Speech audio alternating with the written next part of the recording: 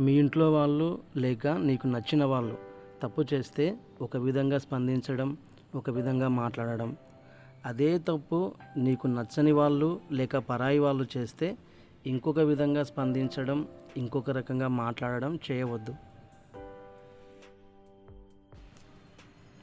ఇంట్లో నీ కూతురు పొరపాటు చేస్తే ఒక విధంగా స్పందించడం, నీ కోడలు అదే పొరపాటు చేస్తే ఇంకొక విధంగా స్పందించడం అలాంటివి చేయవద్దు.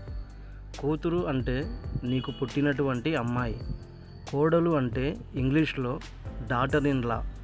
చట్టబద్ధంగా ఈమె నాకు కూతురు అని అర్థం. కాబట్టి కోడలిని కూతురుగా స్వీకరించి నీ కూతురును నీ కోడలును ఒకే దృష్టితో చూడు.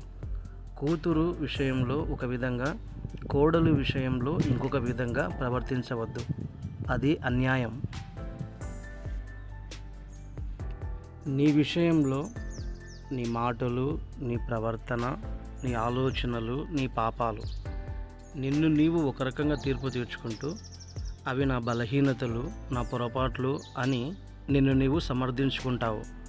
అవే తప్పులు ఇతరులలో, నీ కుటుంబ సభ్యులలో, క్రైస్తవులలో, విశ్వాసులలో, సేవకులలో కనబడినప్పుడు అవి ఘోరమైన పాపాలుగా, క్షమించరాని నేరాలుగా భావిస్తావు.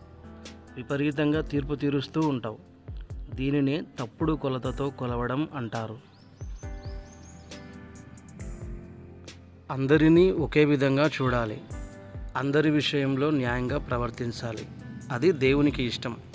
నిన్ను, నీ కుటుంబంలో ఉన్నటువంటి వారిని, నీకు సంబంధించినటువంటి వారిని ఒక కొలతతో కొలవడం, వేరే వాళ్ళను, ఇతరులను ఇంకొక తప్పుడు కొలతతో కొలవడం అన్యాయం.